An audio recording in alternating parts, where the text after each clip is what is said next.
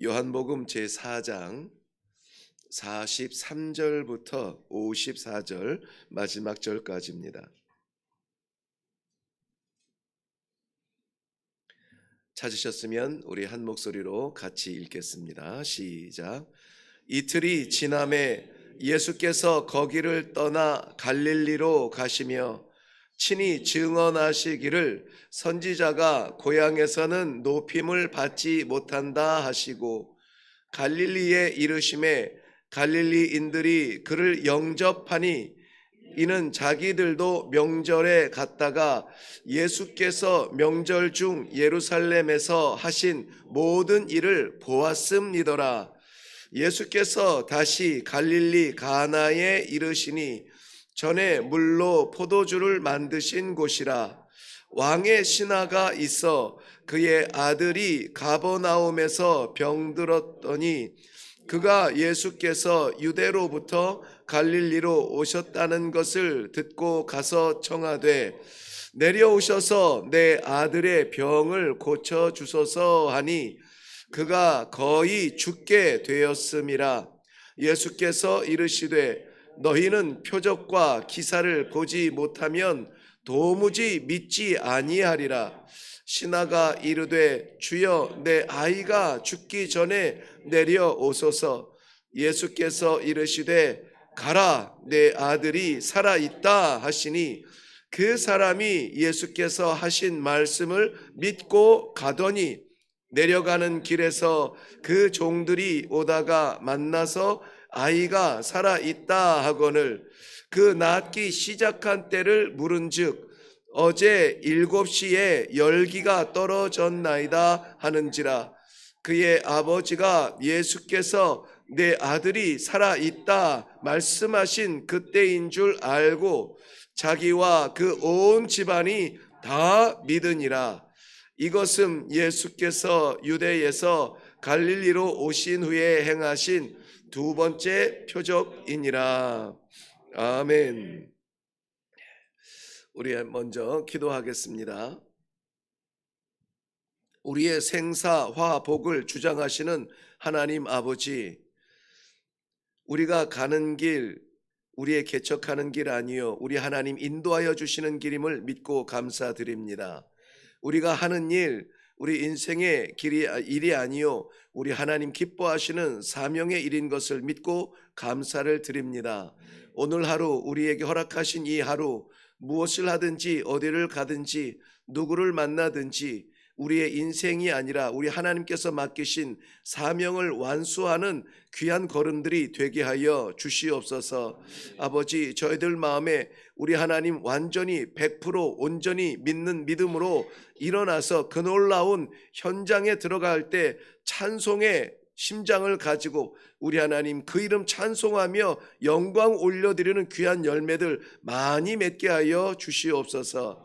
이 시간에도 주신 말씀 우리 하나님께서 가슴에 새기게 하여 주시고 삶 가운데 나타나게 하여 주실 줄로 믿사옵고 예수님 이름으로 기도하옵나이다. 아멘.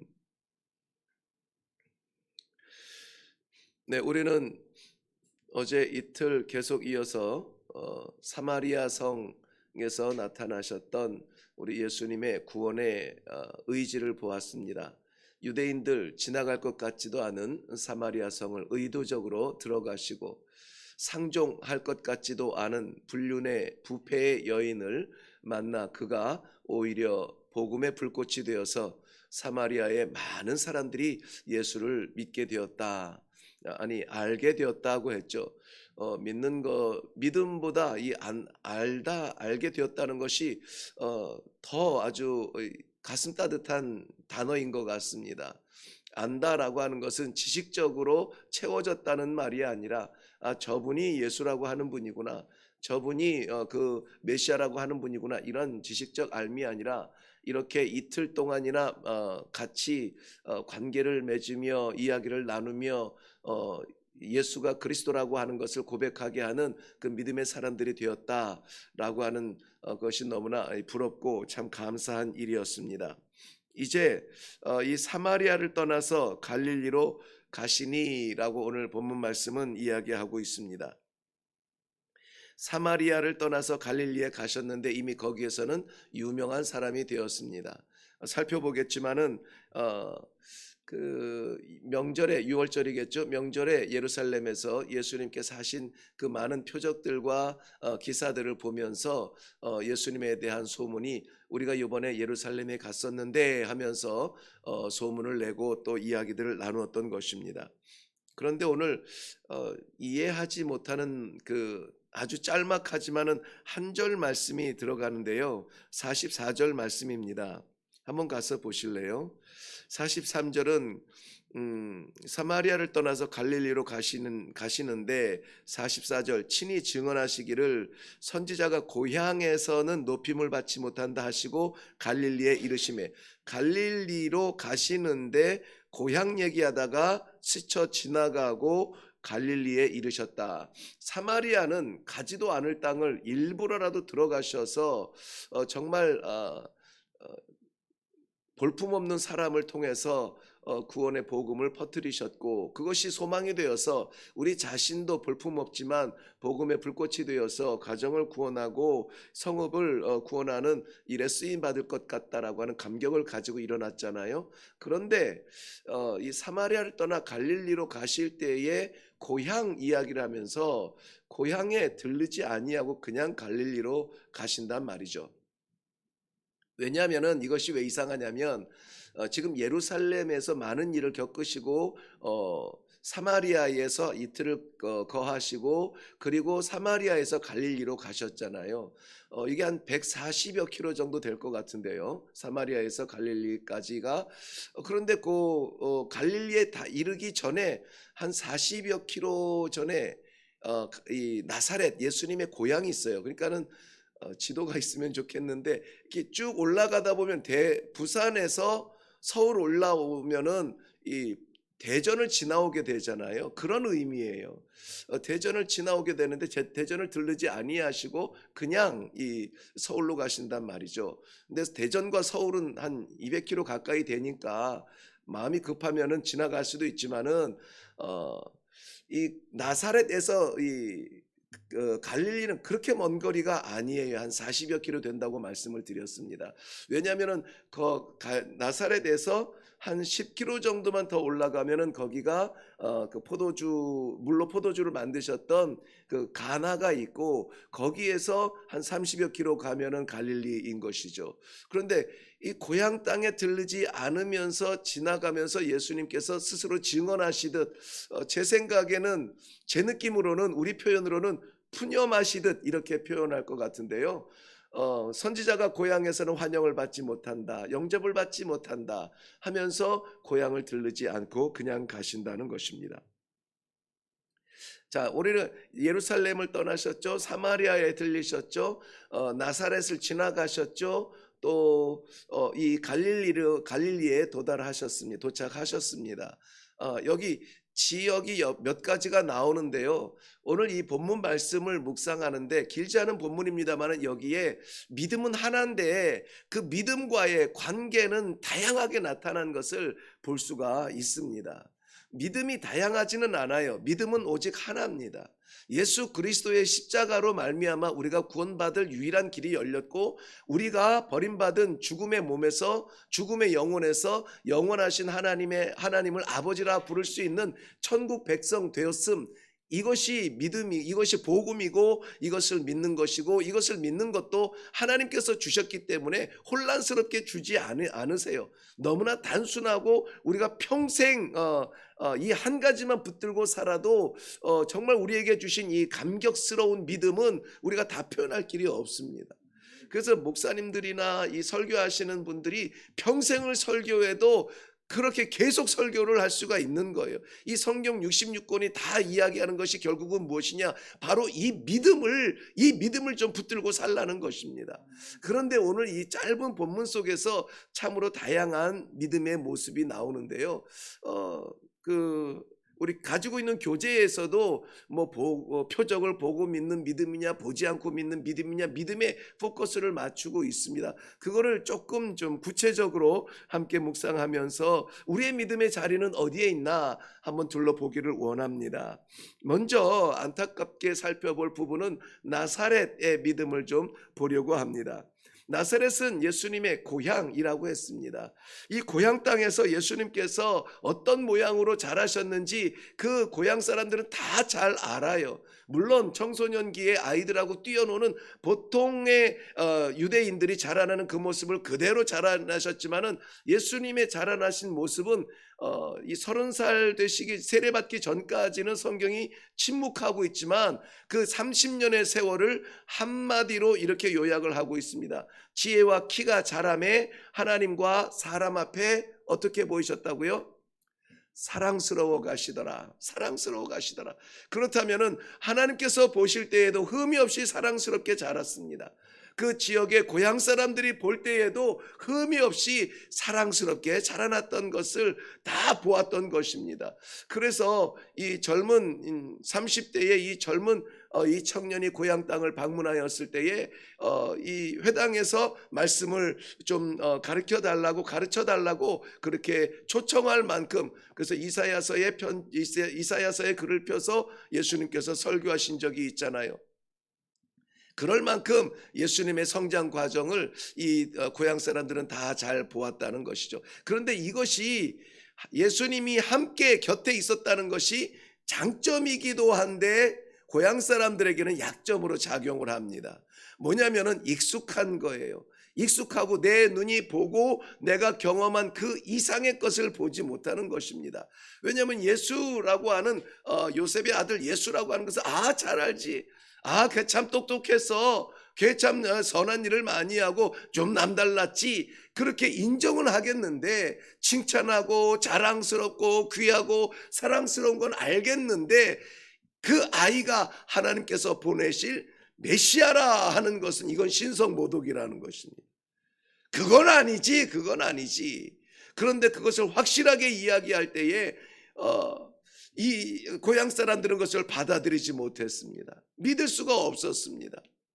심지어는 누가복음에서는 이 고향 사람들이 이렇게 자신이 메시아요, 하나님께 그 백성들이 기다리고 있는 그리스도라고 하는 것을 선포할 때에 고향 사람들이 이 예수를 드디어 돌았구나, 절벽에 끌고 가서 그를 떨어뜨리려고 했다라고 말합니다. 예수님께서도 고향 사람들의 이 불신을 바라보면서 이상히 여기셨더라. 왜 이걸 믿지 못하느냐 라고 이상히 안타깝게 생각했던 것을 볼 수가 있습니다. 고향 사람들의 생각은 이거였습니다.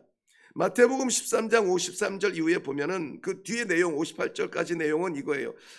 이렇게 이야기하는 이는 그 목수의 아들이 아니냐, 우리가 알고 있는 그 목수 요셉의 아들이 아니냐, 그 어머니 마리아를 우리가 모르냐, 그의 형제 야고보, 요셉, 시몬, 유다 다 우리가 잘 아는데 메시아는 아니라는 것입니다.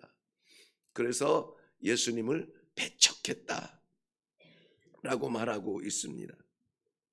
함께 있으면서 함께 거하면서도 믿음을 갖지 못하는 그러한 안타까운 모습이 예수님께서도 스쳐 지나가듯 다시 방문할 수 없었던 곳이 어디냐? 고향 나사렛이었습니다.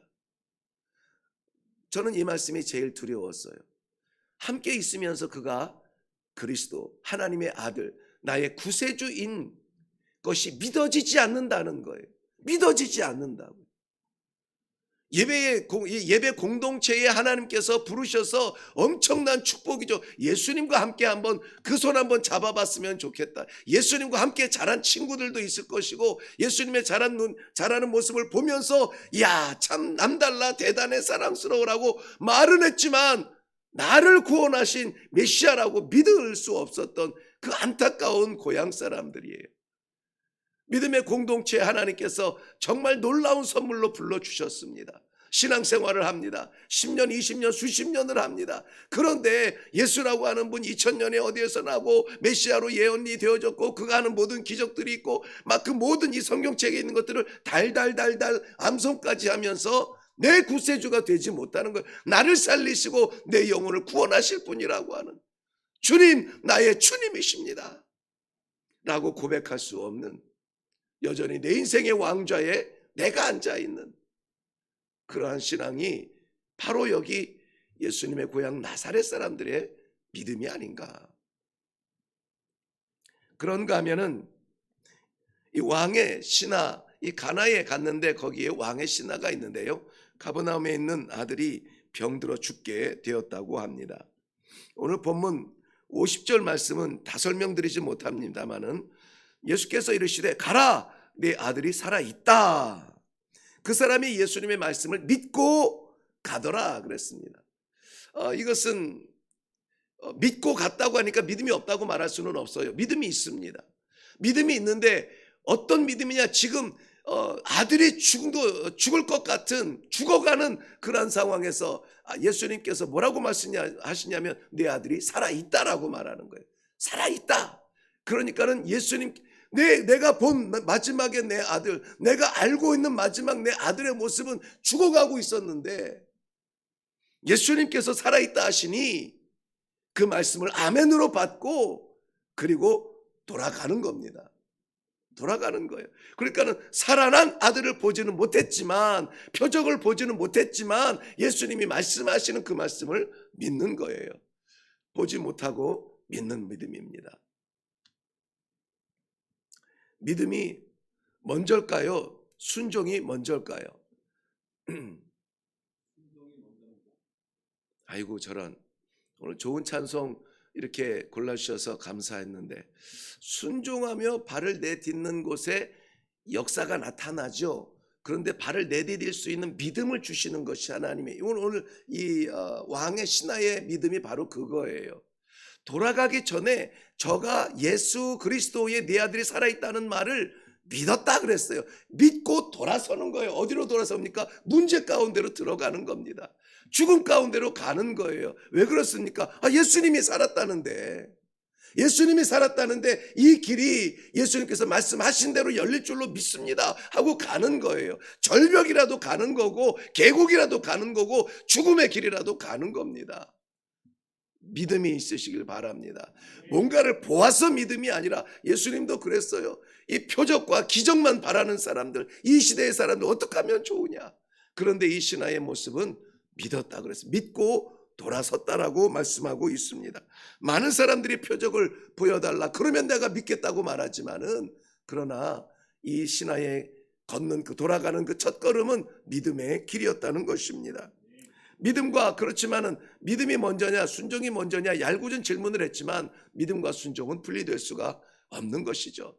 믿는 마음에 말씀하신 대로 순종하는 길이 있고, 순종하는 길에 믿음의 길이 활짝 열리는 것은 우리가 체험을 통하여서 너무나 잘 알고 있습니다.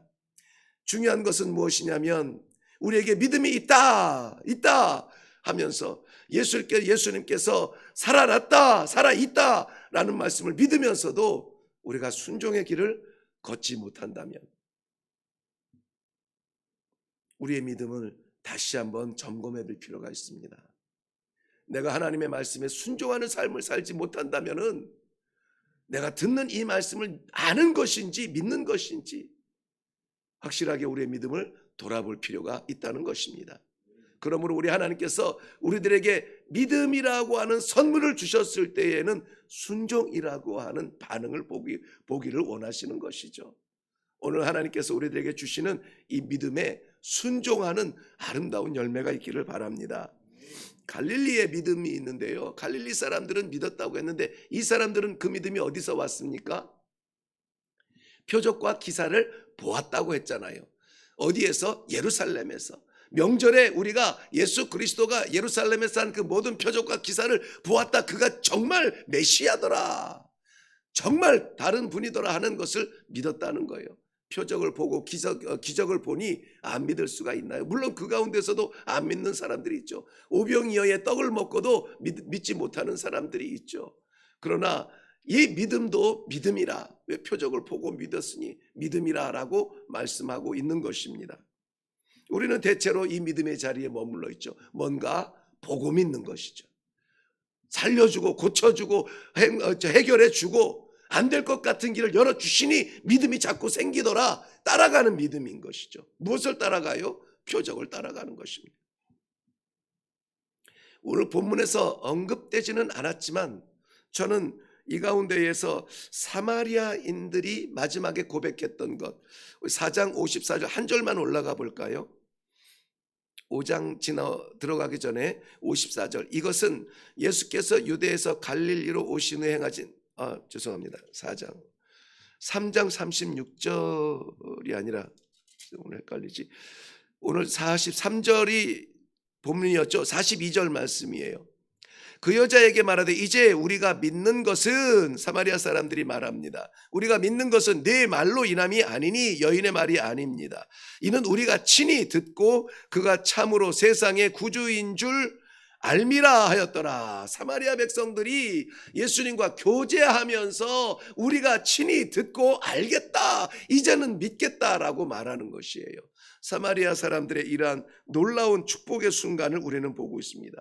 말씀의 시간들을 함께하면서 말씀의 도전을 같이 받으면서 저들이 그 안에 뜨거워짐을 느끼면서 이분이야말로 메시아다라고 하는 그런 믿음을 갖게 되었다는 것입니다. 어떤 면에서 보면은 가장 비참한 자리에서 가장 고상한 믿음이 고백되어지는 순간입니다. 여기에서 어떤 기적을 보지 않았어요. 표적을 보지 않았습니다. 예수님의 말씀을 받으니, 예수님의 말씀을 들으니 믿어진다는 것입니다. 이러한 믿음, 우리 모두의 믿음이 아닐까 이렇게 기대를 합니다. 그래서 오늘 제가 요약 이렇게 좀 믿음의 영역을 이렇게 네 부분으로 나눴는데요. 먼저는 고향 나사렛의 믿음, 함께 있었음에도, 곁에 있었음에도 믿지 못하는 안타까운 믿음, 그리고 왕의 신하, 아들이 죽어간다라고 하는 왕의 신하의 믿음 있었죠. 예수님께서 살아있다라고 하니 믿고 돌아가는 그러한 믿음이 있었습니다. 보지 않고 믿는 것이죠. 살아난 것을 본 것이 아니라 예수님이 말씀하시니 믿고 돌아가니, 돌아가던 중에 신하를 만나고 신하가 아들이 살아났다라는 이야기를 듣게 됩니다. 언제 열이 떨어졌다고요? 예수님이 살아났다 말씀하셨을 때에 7시쯤 됐다고 했는데, 그 다음에 어떤 믿음을 살폈죠? 갈릴리의 믿음을 봤죠. 갈릴리의 믿음은 어떤 믿음이었습니까? 표적을 보았음으로 믿었다고. 어디에서 보았다고요? 예루살렘에서 예수님께서 6월절에 많은 표적과 기적을 행하시는 것을 보고 와서 소문이 난 거죠. 그가 메시아더라, 우리가 보았다라고 말하는 것이죠. 그리고 오늘 본문에 나오진 않지만은 잊지 못할 아름다운 믿음이 어디 있다고요? 사마리아에 있다고요. 그래서 저는 메달을 한번 이렇게 갑자기 떠올랐어요. 우리 하나님이 메달을 주신다면은 누구에게 어떤 메달을 줄까? 우리는 어디에 속한가? 한번 어떤 메달을 받나 한번 보세요. 정말 사마리아, 버림받은 땅, 버림받은 백성, 아무도 주목하지 않는 그곳에서 복음을 만나고 표적도 기적도 보지 않았지만 예수는 그리스도인 것을 우리가 알겠다, 이 관계를 통하여서 믿었다. 저는 금메달을 수여했습니다. 그 다음에 이 왕의 신하가 아들이 살아났다라고 하는 어떤 표적 기적을 보지 않았음에도 불구하고 믿고 갔다고 하는 것이죠. 믿고 걸음을 내디뎠다고 하는 것이죠. 믿고 강으로 들어갔다고 하는 것이죠. 믿음, 보지 않고 믿은 이 왕의 신하에게 저는 은메달을 주었습니다. 그리고 표적을 보니 정말 우리는 이분이야말로 메시아인 것을 알겠다, 표적을 보고 믿는 믿음, 동메달이라도 주어야 되겠죠. 그렇다면은 고향 함께 있음에도, 곁에서 같이 자라고 다 30년을 보아왔음에도 불구하고 믿지 못하였던 그 나사렛은 무슨 메달을 드려야 될까요? 네? 노메달? 네, 노메달. 저는 아무튼 참 부드러우신 분들이에요. 저는 금메달, 은메달, 동메달을 주고 나니까 남은 건 똥메달밖에 없더라고요. 그래서 똥메달을 주면서 우리 성도들에게는 냄새나는 똥메달 매달고 다니는 사람들 없었으면 좋겠다, 이러한 마음이 생기면서 묵상하며 더욱 기도하게 되었습니다. 기도하겠습니다. 사랑하는 하나님 아버지, 오늘 사랑하는 성도들 돌아가는 이 길이 금메달 목에 걸고 기뻐 뛰어 돌아가는 믿음의 귀갓길이 되게 하여 주시옵소서. 늘 말씀 앞에 있으나 귀로만 듣고 머리만 채웠지 우리 하나님 아버지 앞에 고백할 만한 믿음 한 조각 없는 그러한 똥메달 매달고 냄새나지 않도록 하나님 아버지 도와주시옵소서. 역사하여 주시옵소서. 예수 그리스도 십자가 바라보며 오늘도 이 길을 묵묵하고 굳건하게 걸어갈 수 있는 믿음의 사람들이 되게 하여 주시옵소서. 감사드리며 예수님의 이름으로 기도하옵나이다. 아멘. 아멘. 네, 오늘 우리 모두가 이 믿음을 다시 한번 돌아볼 수 있는 기회가 되기를 바랍니다. 아버지, 하나님께서 주신 이 믿음은 내게 어떻게 머물러 있습니까? 잊어버리고 외면하고 아닌 척 버려둔 채로 우리가 형식만 가지고 있는, 이름만 달고 있는 그러한 예수님의 고향 땅 나사렛은 아닌가 돌아보시고 과연 내 안에 있는 믿음이 역사하여서 나를 변화시키고 내 가족을 살리고 내 아들을 살리고 하나님께서 생명을 주시는 생명 믿음을 가지고 살아가고 있는 믿음의 사람인가. 하나님 나를 살펴주시고 붙들어 주시고 연약한 믿음을 강하게 하여 주시옵소서. 믿음의 귀갓길 되도록 축복하여 주시옵소서. 가는 길마다 믿음으로 발 내딛는 믿음의 사람이 되게 하여 주시옵소서. 이 시간에 우리 다 같이 기도하시고 내려갈 수 있기를 바랍니다. 다 같이 우리 기도하겠습니다.